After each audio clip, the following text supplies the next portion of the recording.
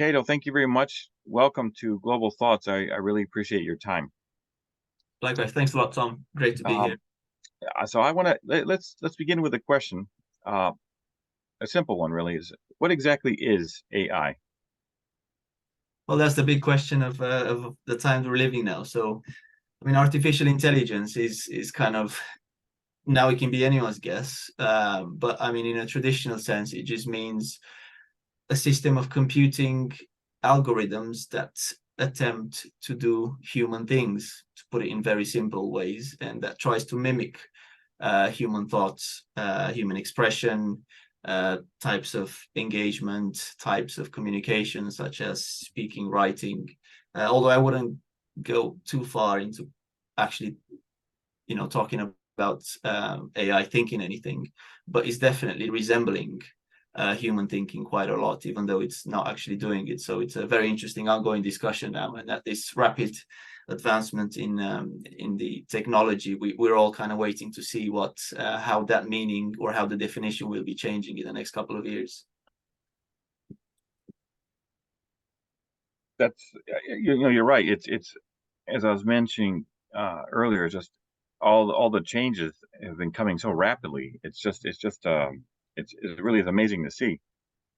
But I think and I am still really not familiar with AI, but I suppose I'm learning when I'm uh, as I'm going along, and certainly this talk with you will help a lot. Um, for example, I accidentally hit a button, and I don't know if you see this now, but the computer is transcribing everything I'm saying. Do you see this? Yeah, yeah, indeed. Um, well, and it's pretty accurate. This is amazing. So that's AI work. I'll keep my eye on that as I'm talking here. But so okay, so again, you have you wear many hats. I see you are the mobility online coordinator and you're senior global partnerships manager at Nottingham Trent University. Um, could t- Before we get going, what can you tell us a little bit about that aspect of your job? What do you do there? Yeah, definitely. So I wear many hats at the university. I'm currently my most recent title is a senior global partnerships manager. So I manage Nottingham Trent University partnerships in Africa, Americas, and the Middle East. But I also implemented and helped the university digitalize all its international activities, kind of processes and systems. So I was a mobility online project coordinator and the product manager as well. Now that role has gone to one of my colleagues, and I kind of still maintain a broad overview of how we're digitalizing international processes, but also how we're keeping up with the latest tech advancements, AI, how we can implement it in our day-to-day work, and how we can improve the experience of our students, but also our staff. So just to give you a brief kind of background to that. So I've been with NTU now for 7 years. So I've worked in a variety of areas in international education, from transnational education, so overseas validation centers, to international recruitment, to study abroad, from when we used to have Erasmus in the UK. Now it's kind of moved on, and now we have the Turing scheme that we use to forge education abroad. And now more recently, as a senior global partnerships manager, I have a more kind of high level overview of all the activities that the university does in all these regions, from research to mobility to projects to government contacts. And as I wear the technical hat, obviously all the tech advancements as well. Yeah, that's a lot of responsibility. It's fun. It's fun as well. It keeps me busy. I never get a dull day. It's always something to keep me going on my toes as well.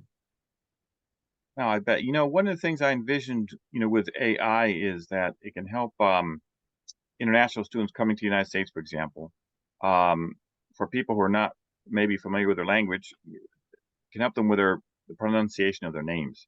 I know that's being a big issue.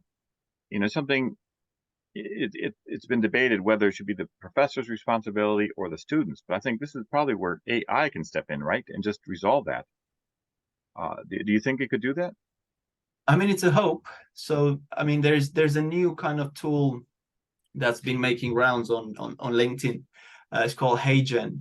So the way it works, you can speak something in your own native language. You just upload a video, and then that will get automatically translated using your voice. So you would clone your voice, but then also translate it in a perfect other language. So you could be speaking English, but then have your video translated in fluent Chinese with your voice.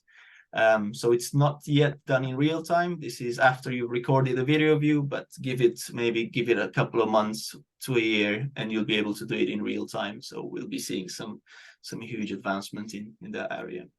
Well, that really is amazing. And how do you spell that? Is it Hey Gen, Jen, or is it Gen? GEN, Heigen as in generation, Heigen.a. Okay, Gen. Okay, I'd like to look at that. That's really incredible. I mean, for me, it's like, from a linguist perspective, it's great, but it's terrible at the same time, because to some extent, different languages or speaking a language is seeing the world in a different way or in a way. And then speaking another language is getting a glimpse of how another culture or, another nation or another kind of linguistic, denomination sees the world in their own way. And that kind of helps to understand and communicate effectively cross cultures. But my thought is, if AI will so easily do these translations for us, will it still be us communicating, or will it just be the AI communicating? And where is that going to lead us? Are we going to risk intercultural communication skills at the expense of I don't know, ease of communicating in our non-native languages? It's something that kind of bugs me at night, to be honest. Well, it's a very philosophical and existential problem. I don't think Cicero or Aristotle ever even considered this, and it's something we are going to have to deal with now. Definitely. Yeah, it's an interesting problem to have. Um, so now let's get to the crux of what you were going to talk about is how AI can help international educators with their job search. Let's say I'm looking for a job. uh, What would I do? I'd contact you, I suppose. But what would the process be like?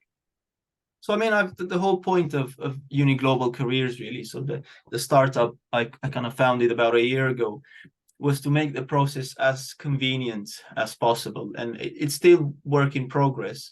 But for example, being in international education myself for about 15 years, I've kind of done pretty much everything, and I've started from a very kind of junior level, made my way up, and I understood a lot about the various kind of areas of international education. And one thing I never had was sort of a guide, a roadmap, or even a starting point. I ended up in my role absolutely by coincidence, I'd say, when someone just recommended me the job. But as an international student myself, I always had this calling for international education. I just never knew how to really kind of approach it.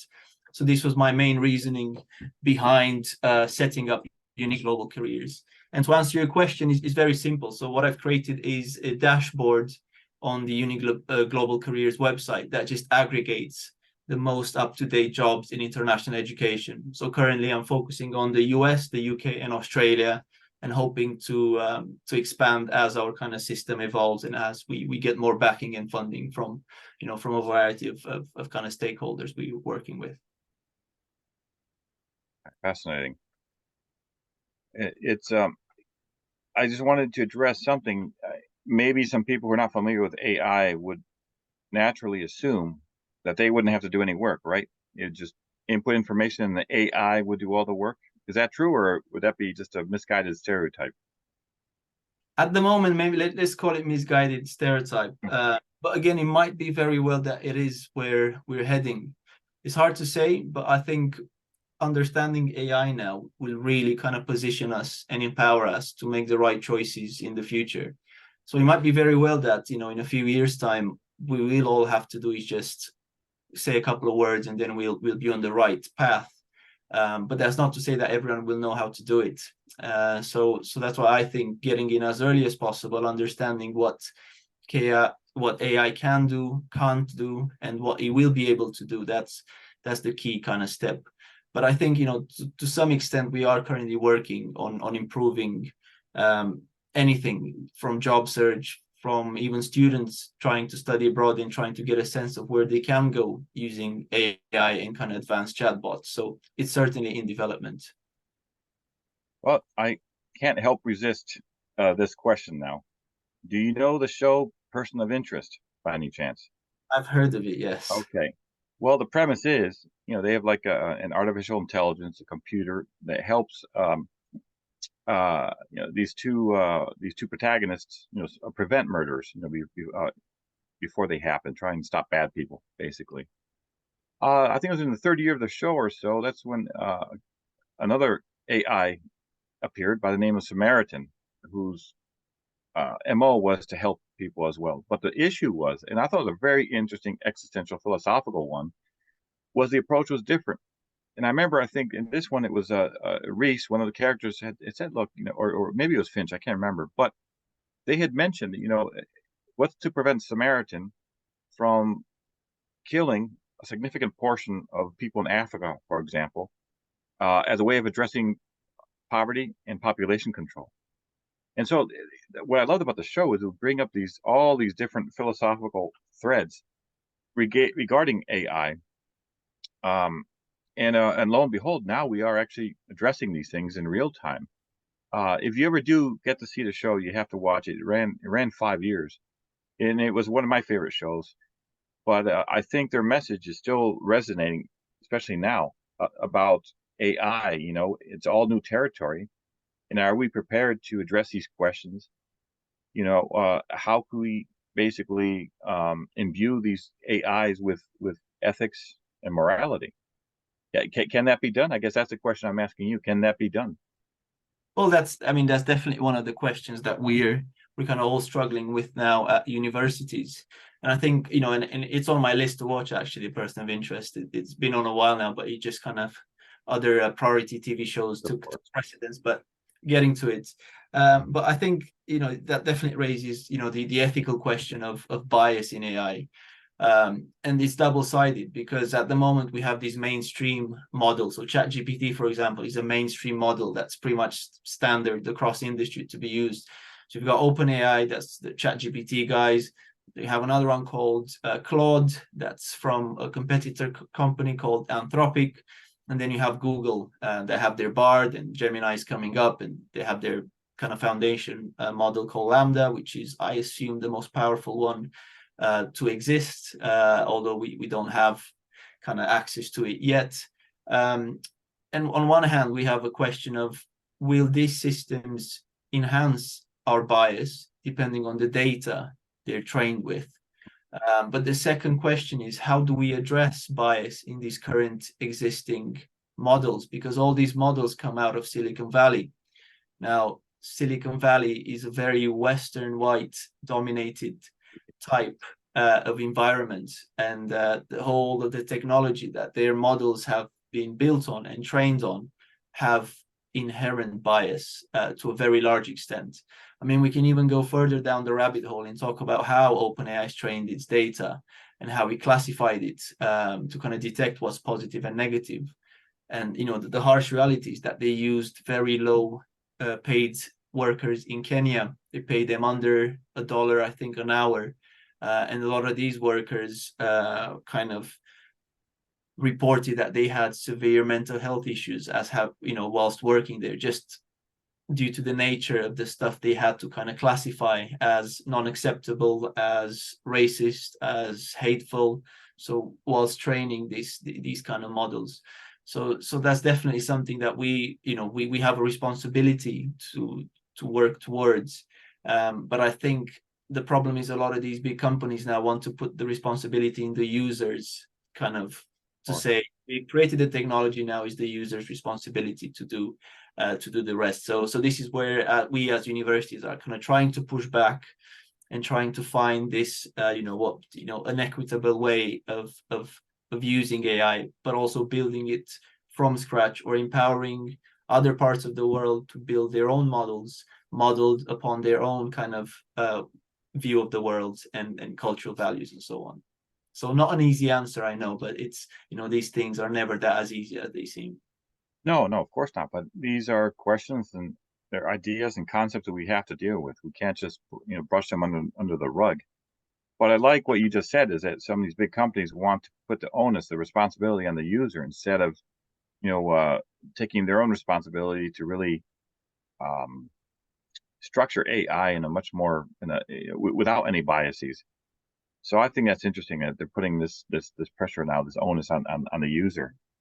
But and again, I like what you said that most of this comes from Silicon Valley, which is primarily white male, and I think there have been some cases where we've seen some of these AI programming has come out in a way that could be construed as racist by some of the language that has been, I guess you could say, regurgitated because it was programmed with it. So I think you're right. I think we're going to see that for a long time. I mean, certainly we haven't fixed problems as is right now in the non-digital world in terms of racism and bias, you know, uh, colonialism, etc. Now it's a whole new territory. Now it really is a new frontier with the digital universe and AI. So it's I think everyone's going to have their eye on this and see how this develops. But for me, I just from what you just told me about the Hello Jen or Hey Jen, I think I had never heard of that. That's a fantastic idea. And there's certainly um, advantages to that type of thing. I think AI can help people, for example, who have difficulty with motor skills. And I think I read somewhere where there was an AI programming that helped this young man who had lost the ability to speak, but thanks to AI and to something that they had put on his neck, he was able to talk. And it was a really amazing thing. I think every day, I mentioned earlier, there are a lot of advances, but there are also really some wonderful surprises, wonderful developments that IA should be credited with. Oh, definitely, yeah, 100%. Well, it's interesting, but like I said, the job search, it's well, I do have another story. I was looking at I think some agency in Australia, and I knew, but I was almost fooled that the person I was talking to was an AI generated woman. It really even had the glitches in the eye, and it was really well done. But I think we're going to get to the point now where we may not be able to distinguish an AI figure or a generated figure from a real human being, and that will be the real test. I think that's really interesting to see. Yeah, I mean, we've been testing and we've actually implemented in some of our kind of toolkits. We have used this technology that's called deepfake technology, and it is scaringly good, to the point that we've showed it to some stakeholders and they couldn't tell it was not generated. Even the facial movements and the synchronization between the words was absolutely on spot, and we've managed to achieve that in both American and British English, which is, yeah. And I mean, to a large extent, this is fantastic because it means a lot of the, it would cut down on costs of having to, to do kind of a variety of, I don't know, training videos, HR videos. But then from kind of from a user consumer kind of perspective and from an educator perspective, this can pose severe kind of problems, just because we won't be able, as you've rightly kind of mentioned, we won't be able to differentiate. Give it a year or two, this technology will be so democratized, it will be accessible to everyone very easily. You won't have to be a genius or even averagely smart to actually use it. And there'll be a time where you just be able to get anyone's face and put a very realistic kind of voice on it and make it say whatever you want it to say. If this falls into the hands of a company with nefarious goals that has the ability and resources to generate millions of these videos, where does that take us? I don't want to think about it too far, too long down the negativity road. But I mean, but again, as you rightly kind of mentioned before, for people with disabilities, AI can be just amazing. Even for someone that, for example, has speech impediment or people that can't talk, that would, and also don't have access to private medical facilities or don't have access to expensive treatments, that will really revolutionize how accessible their way of communication will be. So there's definitely a lot on the bright side we can look forward to. Yeah, I think there's no doubt about that. I think a lot of pluses um, to working with AI, and so I for one am looking forward to see what the future developments will be. Like I said, it seems every day there's something new and Mhm. advancement. It's really taking leaps and bounds. They're not sprinting; they're jumping. It's incredible. Um, well, I think that that's it for me, uh, Cato. I'd like to thank you for your time, and we'll do this again. And before signing out, I just wanted to let people know that our next global thought speaker is a very interesting person. She is a sports lawyer in Spain, Reyes Belver, and she will be talking about machismo in Spanish soccer. And of course, you can talk about Mr. Rubiales and his shenanigans at the Women's World Cup recently. But I've spoken with her. She's extremely intelligent, very bright, and I think this is going to be a good conversation. Because again, that's another problem that doesn't. It's not just Spanish soccer. I think in sports in general, there's still a lot of machismo. So that will be October 11th at 10 a.m. And then anyone who's interested in signing up for more global thoughts information from Abroadia, you have the website there. It's abroadia.com/global hyphen thoughts. Uh, Cato, again, thank you very much for your time. I really appreciate it. I know you're a busy man, but I hope we can do this again soon. Yeah, definitely. No, great being on as part of the show, Tom. It's great to talk about it. Okay. Well, thanks. Well, have a nice day, and we'll be in touch. You too. Okay, thanks.